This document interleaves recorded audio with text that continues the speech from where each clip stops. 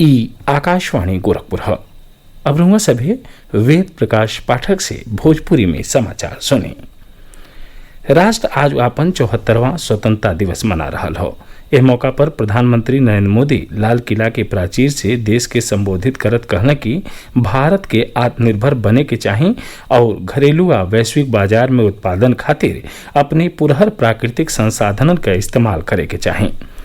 श्री मोदी कहला कि कोविड-19 महामारी के बीच देशवासी आत्मनिर्भर भारत बनौले का संकल्प ले हमें वहां के भरोसा जतौने कि भारत अपने यह सपना के साकार करी।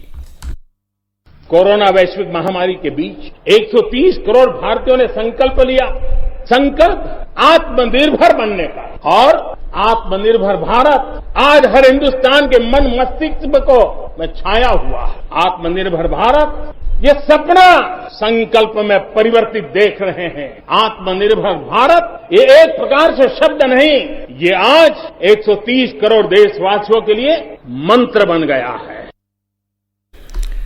प्रधानमंत्री कहना कि पिछला वित्तीय वर्ष के दौरान देश में रिकॉर्ड विदेशी प्रत्यक्ष निवेश भइल आय में 18% का बढ़ोतरी भइल बा। वहां के कहनी कि कोरोना महामारियों के दौरान विश्व क बड़वर कंपनी भारत की ओर देखत बाड़ीन। प्रधानमंत्री कहना कि भारत आतंकवाद और विस्तारवाद का प्रभावी तौर से मुकाबला कर रहा हो। एलओसी से लेकर एलएसी तक देश की संप्रभुता पर जिस किसी ने आंख उठाई, देश की सेना ने, हमारे वीर जवानों ने उसका उसी की भाषा में जवाब दिया है। भारत की संप्रभुता की रक्षा के लिए पूरा देश एक जोश से भरा हुआ है, संकल्प से प्रेरित है। इस संकल्प के लिए हमारे वीर जवान क्या कर सकते हैं, देश क्या कर सकता है, ये लद्दाख में दुनिया ने देख लिया है। प्रधानमंत्री मोदी फिर से वोकल फॉर लोकल का आह्वान कैले और कहले कि भारत के विश्व के जरूरतन से निपटले का प्रयास करे के चाही। श्री मोदी कहला कि भारत को मेक इन इंडिया के साथे मेक फॉर वर्ल्ड के मंत्र के लेके आगे बढ़े के होई। वहां के कहने कि आत्मनिर्भर भारत का मतलब खाली आयात पर निर्भरता कम कैल नहीं हो, बल्कि भारत का क्षमता से जनता और कौशल के मजबूत कैल हो। भारत को कई सकेला एह के उदाहरण देत श्री मोदी कहला कि कोविड महामारी से पहले देश में N95 मास्क, पीपीई किट और वेंटिलेटर नहीं बनत रहना, अब बने लागल हमें और देश यह वस्तुओं का निर्यात कैले के स्थिति में हो।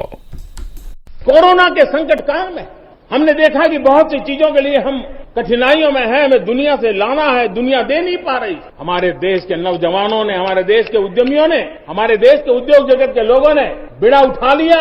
जिस देश में N95 नहीं बनता था बनने लगे, पीपीई नहीं बनता था बनने लग गए, वेंटिलेटर नहीं बनता था बनने लग गए। देश की आवश्यकताओं की तो पूर्ति हुई, लेकिन दुनिया में एक्सपोर्ट करने की हमारी ताकत बन गई।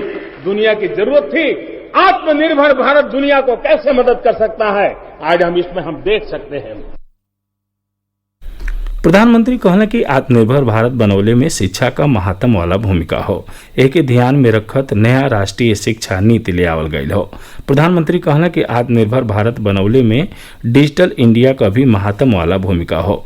वहां के कहने कि 2014 से पहले देश में खाली 5 दर्जन पंचायत ऑप्टिकल फाइबर से जुड़ल रहनी। प्रधानमंत्री नरेंद्र मोदी आज उसे राष्ट्रीय डिजिटल स्वास्थ्य मिशन के शुरुआत का घोषणा कैले। आज से नेशनल डिजिटल हेल्थ मिशन उसका भी आरंभ किया जा रहा है। भारत के हेल्थ सेक्टर में ये एक नई क्रांति ले आएगा। इलाज में आने वाली परेशानियां कम करने के लिए टेक्नोलॉजी का बहुत सुविचारित रूप से उपयोग होगा। प्रत्येक भारतीय को हेल्थ आईडी दी जाएगी। ये हेल्थ आईडी प्रत्येक भारतीय के स्वास्थ्य खाते की तरह काम करेगी। आपके हर टेस्ट, हर बीमारी, आपको किस डॉक्टर के पास कौन सी दवा ली थी, उनका क्या डायग्नोसिस था, कब दी थी, आपकी रिपोर्ट क्या थी, ये सारी जानकारी इस एक हेल्थ आईडी में आपको समाहित की जाएगी। श्री मोदी बतौना कि भारत में कोरोना का 3 वैक्सीन परीक्षण के अलग अलग स्तरन पर बाड़ीन और वैज्ञानिकन के मंजूरी मिलने के बाद इनकर बढ़हन पैमाना पर उत्पादन शुरू हो जाई। राष्ट्रपति रामनाथ कोविंद स्वतंत्रता दिवस के मौका पर आज नई दिल्ली के राष्ट्रीय युद्ध स्मारक में शहीदन के श्रद्धांजलि देने और पुष्प चक्र अर्पित कैलें।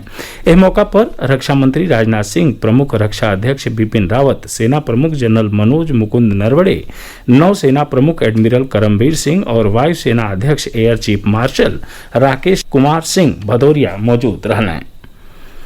प्रदेशों में आज 74वां स्वतंत्रता दिवस उत्साह के साथ मनावल जा रहा हो। स्वतंत्रता दिवस का मुख्य कार्यक्रम विधान भवन के सामने आयोजित भइल, जहां मुख्यमंत्री योगी आदित्यनाथ झंडारोहण कई के प्रदेशवासियन के स्वतंत्रता दिवस का बधाई दिलें। एह मौका पर मुख्यमंत्री मृतक कोरोना योद्धन के श्रद्धांजलि अर्पित कैलें। वहां के स्वाधीनता संग्राम के दौरान जान कुर्बान करे वाले शहीदन और स्वतंत्रता सेनानियन के भी याद कैनी। मुख्यमंत्री केंद्र सरकार के हालिये में कईल गईल कई गो फैसलन के सराहना कैलें। राज्यपाल आनंदीबेन पटेल राजभवन में झंडारोहण कैलीन और प्रदेशवासियन के स्वतंत्रता दिवस का बधाई दिलीन। एक साथ ही भोजपुरी समाचारन का बुलेटिन पूरा भइल। नमस्कार।